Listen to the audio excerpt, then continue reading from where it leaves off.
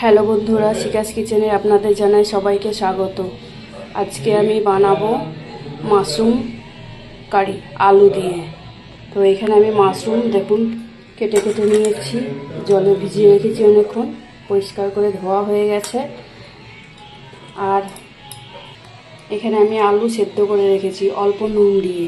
মাশরুমে কি কি মশলা লাগবে, আমি ফোড়নে একটা তেজপাতা দেবো, অল্প জিরে দেবো, এখানে রসুন, কাঁচা লঙ্কা, আদা আর গোটা জিরে একসাথে পেস্ট করে নেব।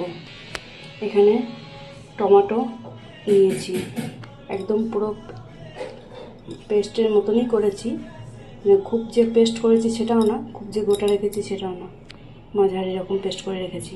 আর এখানে আমি নিয়েছি দুটো পেঁয়াজ, একদম মিহিভাবে চপ করে নিয়েছি পেঁয়াজটাকে। তো প্রথমে আমি কড়াইয়ে তেল দিয়ে মাশরুমটাকে ভেজে নেব। তেল গরম হয়ে গেছে, এবার আমি মাশরুমটা দিয়ে দিচ্ছি।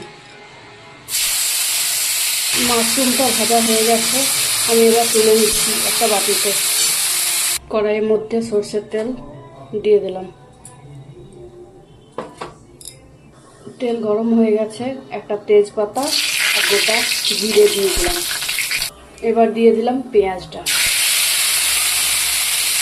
পেঁয়াজটা ভাজা হয়ে গেছে, টমেটোটা দিয়ে দিলাম। পেস্ট করে রাখা মশলাটা দিয়ে দিলাম। এবার দিয়ে দেবো হলুদ আর কাশ্মীরি লঙ্কা গুঁড়ো।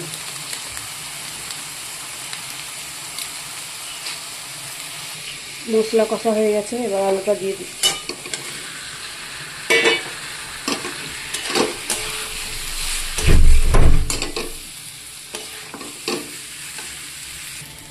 এবার দিয়ে দেবো 1 চামচ নুন। আমি অল্প গরম মশলা গুঁড়ো দিয়ে দিলাম। এবার দিয়ে দেবো গরম জল।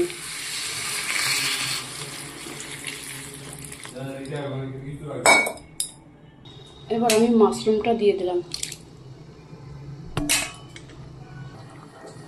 এখানে আমি আর অল্প নুন দিয়ে দিচ্ছি,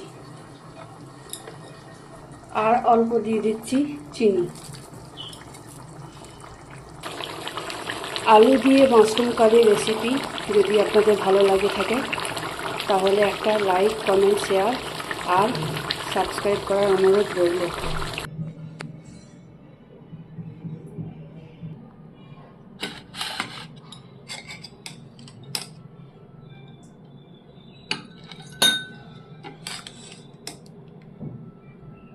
খুব সুন্দর কালারটা এসছে।